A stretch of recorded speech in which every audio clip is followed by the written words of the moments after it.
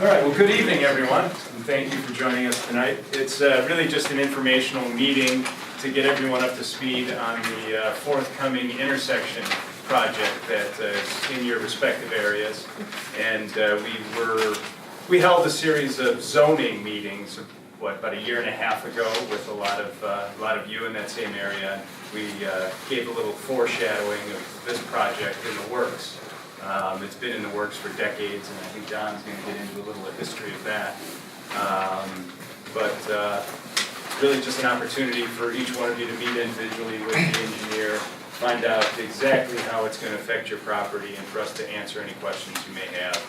I know most of you are aware of this project, and it's going to give a whole breath of fresh air into the area and a whole new look, and it's been in the works for decades. So with that, I'd also like to introduce the council members we have here. We've got Vice Mayor Dave Brindell, Councilman Tracus, Councilman Baverka, who's the Streets and Sidewalks Chairman, and Councilman Asif. So with that, I'll hand it over to our engineer. So, just a brief overview of this is the project, and we call it Part A, Part B. Part A is the extension of Rockside Woods Boulevard. Part B is the Brexville Road improvements,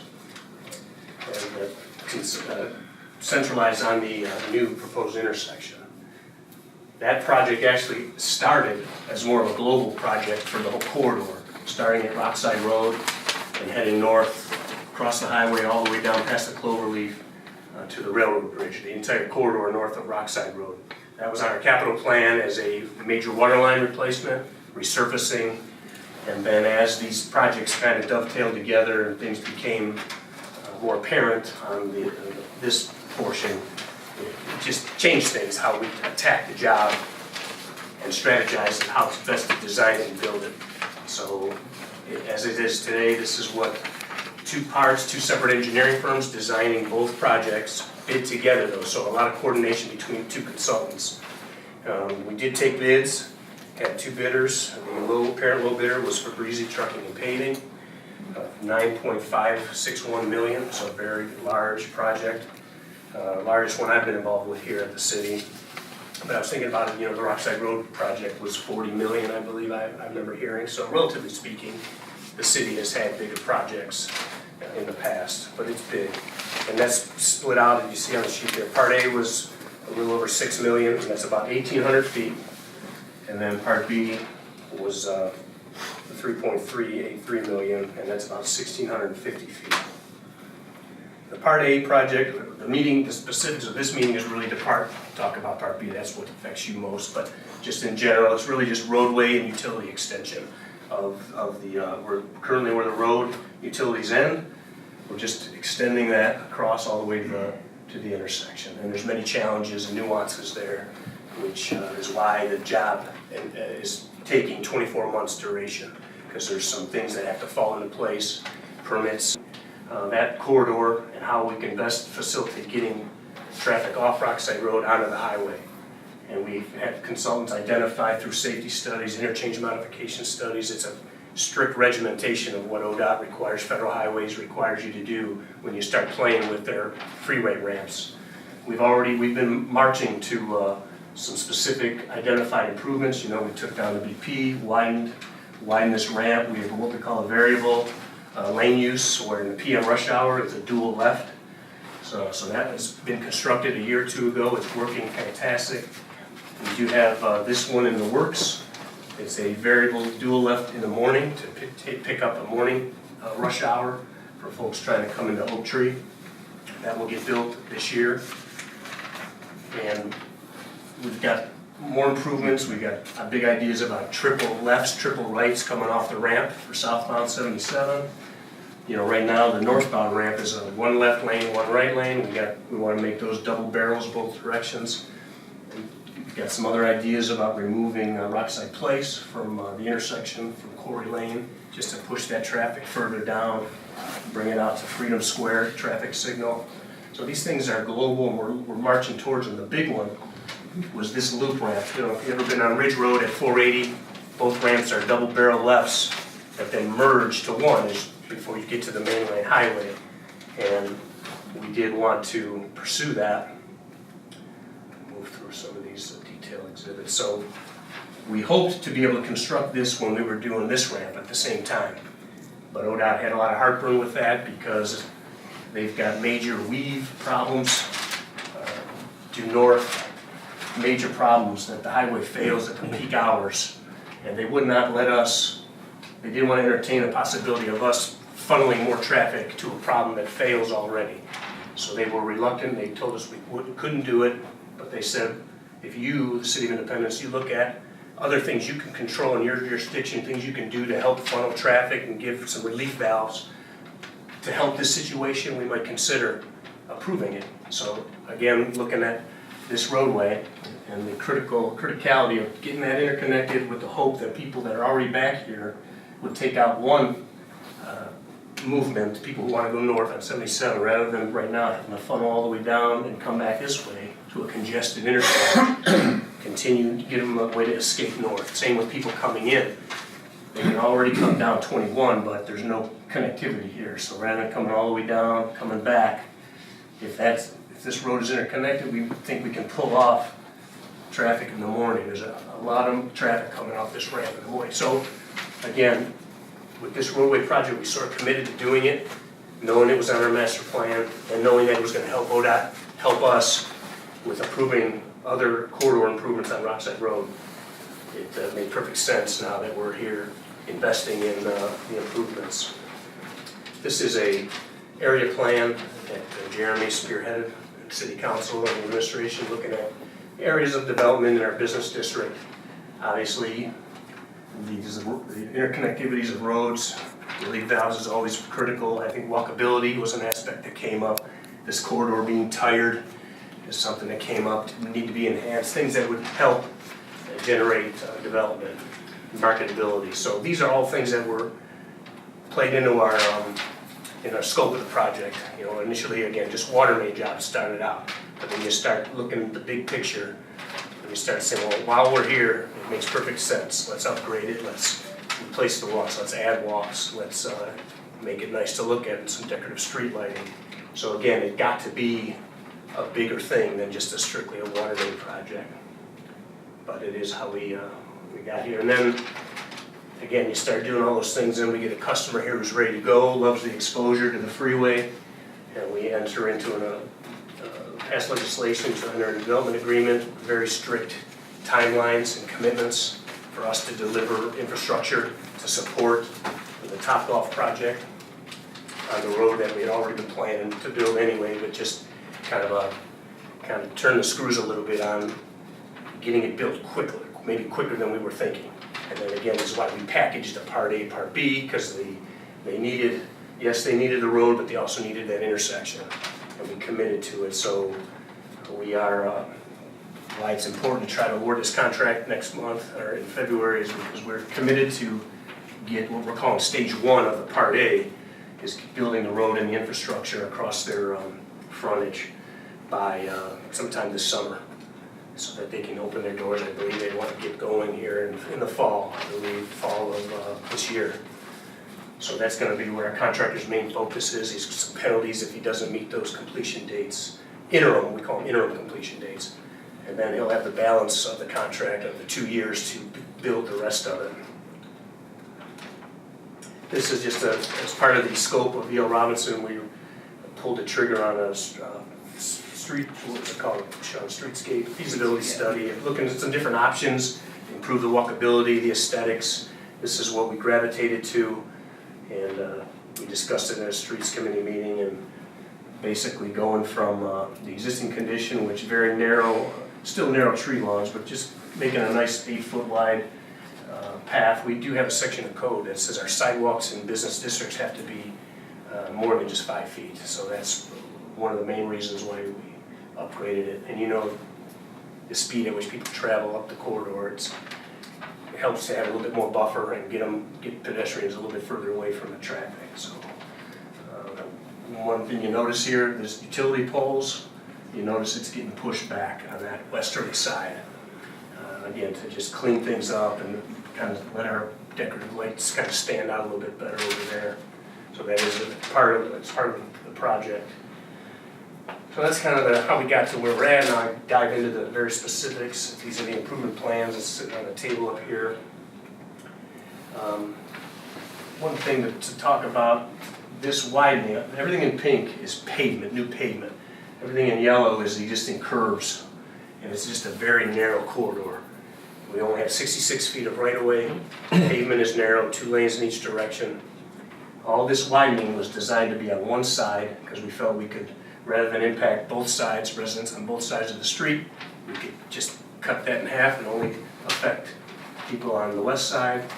And really the big impact we felt, designed mostly impact AAA, commercial property.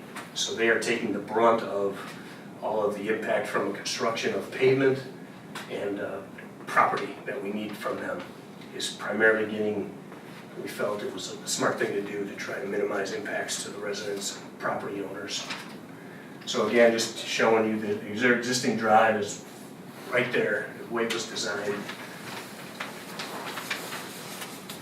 This is a maintenance of traffic exhibit. I don't know to belabor it, but basically during construction, our thought is to maintain 2 lanes in the northbound direction at all times, and then 1 lane southbound. So there will be some major restrictions when they're out there constructing all this pavement. Got to give them room to build. So in essence, they're going to be closing off that curb lane southbound, maintaining 3 lanes. I don't know, again, the timing is still a ways away because they're going to be focusing on Part A initially. From a right-of-way standpoint, again, this is, think of it as out of bounds on a football field. We have 66 feet. We need the pink line, which is further out. We need more room to build this pavement and sidewalks and give room for the power company to put their poles.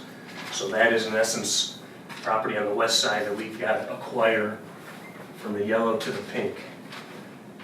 Not a whole lot of impacts on folks on the east side of the street. Basically, where the sidewalk exists today, it's going to exist when we're done. Just be new. Same with the curbs. The curb right where it's at today is where it's going to be for our east side. On the west side, that's a different story. Things are getting pushed. And this is just a whole belabor. These are just what we call typical sections in section view. If you dug a hole in the center of the street, got eye level with the pavement, this is kind of what you'd see. Again, the existing property line, our right-of-way line is your front property line.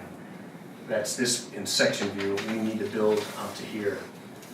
And we've got sheets that show exactly how much property we need throughout the job. Notice over here, nothing's changing, no pink. That right-of-way line is, today is there, when we're done it's going to be in the same spot.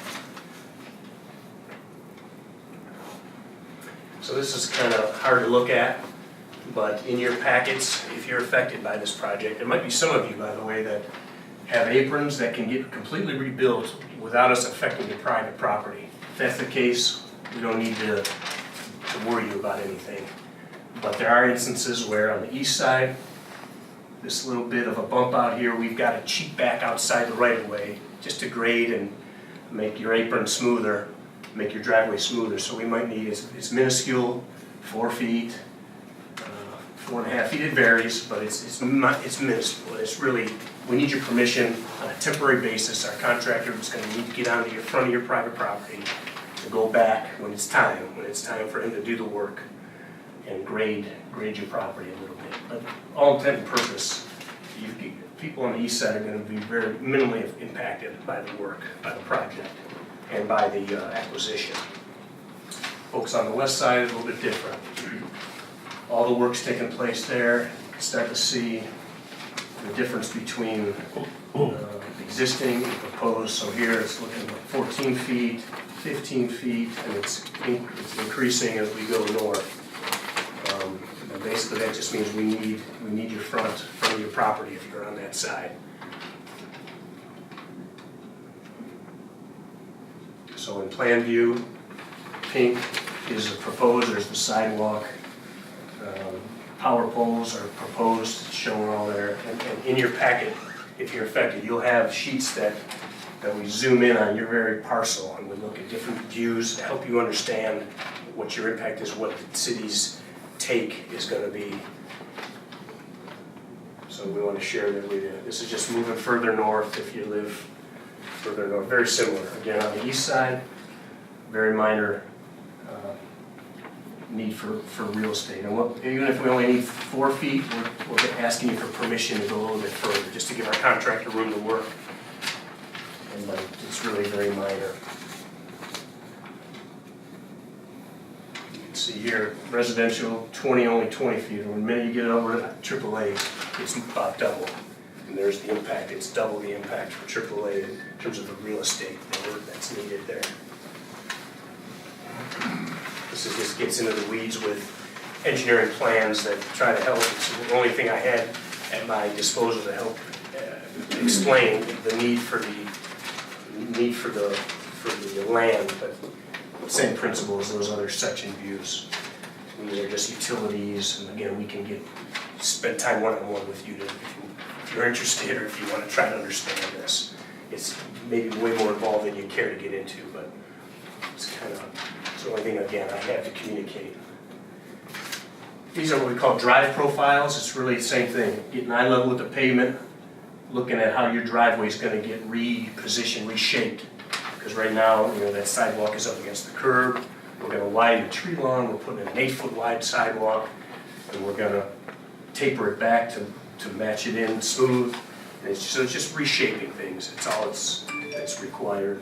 Again, we can do our work in less area than we need, but we need more space for a utility company to set poles.